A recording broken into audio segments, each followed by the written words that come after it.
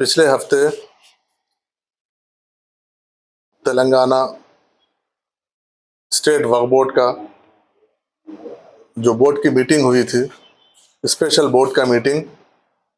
वक्फ amendment bill 2024 इसको लेकर हम स्पेशल बोर्ड का मीटिंग बुलाए थे पिछले हफ्ते। उस मीटिंग में हम लोग 3 रेजोल्यूशंस पास किए थे।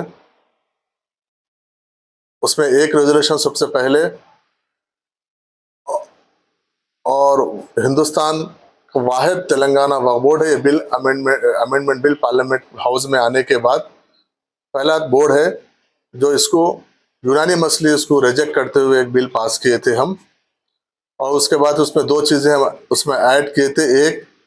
कि हम पार्लियामेंट्री जॉइंट वर्किंग कमेटी को हम जो एक रिप्रेजेंट करेंगे तेलंगाना वक्फ बोर्ड की जानिब से, इसलिए हम उसके बाद हम उसी दिन जॉइंट वर्किंग कमेटी को हम एक मेल किए थे, हम ऐसा आपके पास आना चाह रहे हैं। और तीसरा ये था कि तमाम नॉन बीजेपी स्टेट्स के वक्फ बोर्ड के चेयरमैन और सीईओज को बुला के हम यहाँ पर एक कॉन्फ्रेंस करेंगे। तो रेजोल्यूशन पास होने के बाद हम गवर्नमेंट को भी रेजोल्यूशंस भेजे हैं, और जैसा आप लोग भी जानते हैं, आप मीडिया को भी उस चीज़ के इल्म है। तो हम जब जिस दिन हम रिक्वेस्ट भेजे थे कि हम जेपीसी में हम तेलंगाना आना चाह रहा है जॉइंट वर्किंग कमेटी में, तो हमको दूसरे दिन वहाँ से रिप्लाई आया कि तेलंगाना वक्फ बोर्ड को 6 तारीख के दिन 2:30 बजे का टाइम दिया गया जॉइंट वर्किंग कमेटी की जानिब से। तो उसी सिलसिले में हम बहुत सारे अहम शख्सियात से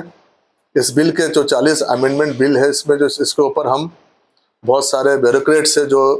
अभी जो आईएएस है, ब्यूरोक्रेट्स है जो रिटायर आईएएस है, सीनियर्स है, और बहुत सारे वकला है, एडवोकेट्स है जो सीनियर एडवोकेट्स है, प्रैक्टिसिंग एडवोकेट्स है, सोशल ऑर्गेनाइजेशन से हम लोग बात किए, रिलीजियस ऑर्गेनाइजेशन से बात करके हम एक कंपेरेटिव हम एक फॉर्मेट तैयार किए जिसमें 1995 का एक्ट है और 2024 का जो अभी प्रपोज्ड बिल है वो रखते हुए हमारे उस पर सजेशंस पूरे सभी 40 उसके ऊपर हम सबको सर्कुलेट किए। उसके बाद हम जो 6 तारीख के दिन हम जो प्रेजेंट करने के लिए जो हमारे पास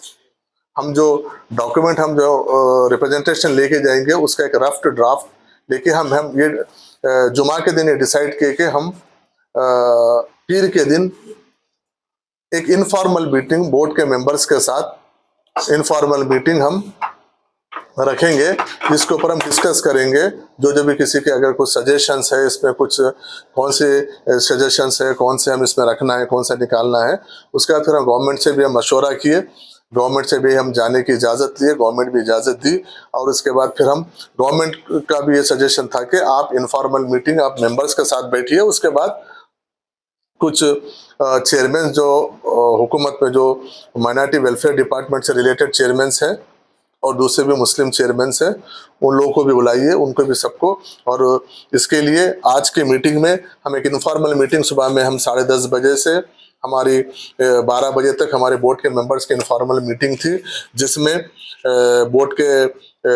हमारे मेंबर ऑफ पार्लियामेंट जनाब असदुद्दीन अवैसी साहब थे उस बोर्ड के मीटिंग में, हमारे इनफॉर्मल मीटिंग में।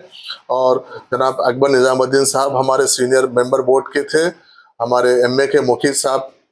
एक बोर्ड के मेंबर थे, और निसार हुसैन हैदरी साहब उस बोर्ड के इनफॉर्मल मीटिंग में थे, और वक्फ बोर्ड के नए सीईओ असदुल्ला साहब थे। और उसके बाद वक्फ बोर्ड के जो गए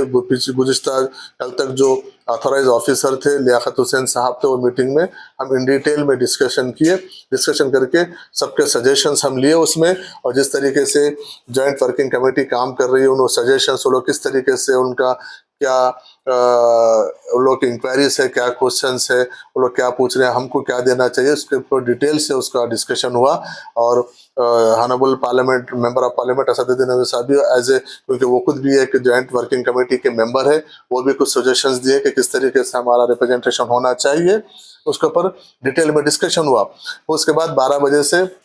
हमारे जो हुकूमत के नुमाइंदे हैं, ख़ास तौर पर माइनॉरिटी गवर्नमेंट के माइनॉरिटी अफेयर्स के एडवाइज़र जनाब शब्बीर अली साहब आए थे। उनके साथ साथ माइनॉरिटी वेलफेयर के स्पेशल सेक्रेटरी जनाब तफसीर इकबाल साहब आए थे और टेम्परेज के ख़त्म करने की, मंशा वफ़ को ख़त्म करने की जो कोशिश की जा रही है, उसके ताल्लुक से एक स्ट्रॉन्ग एक रिप्रेजेंटेशन तेलंगाना वक्फ बोर्ड की जानिब से हम जॉइंट वर्किंग कमेटी में देंगे, जो आज वही आज हमारे बीच यहाँ पर डिस्कशन हुआ। प्रोटेस्ट का प्रोग्राम नहीं, अभी 6 तारीख के बाद हम जब वो जॉइंट पार्लियामेंट्री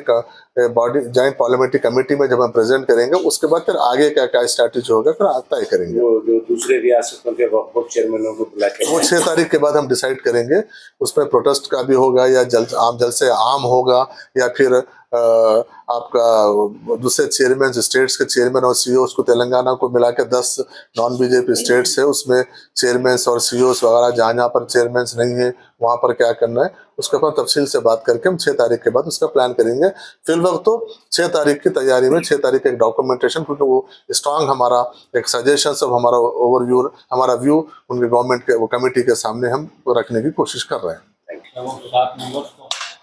तो मेंबर्स बोर्ड के मेंबर्स है, वो बोर्ड के मेंबर्स, दूसरे कोई नहीं, बाहर नहीं, जो भी है बोर्ड के मेंबर से रहेंगे।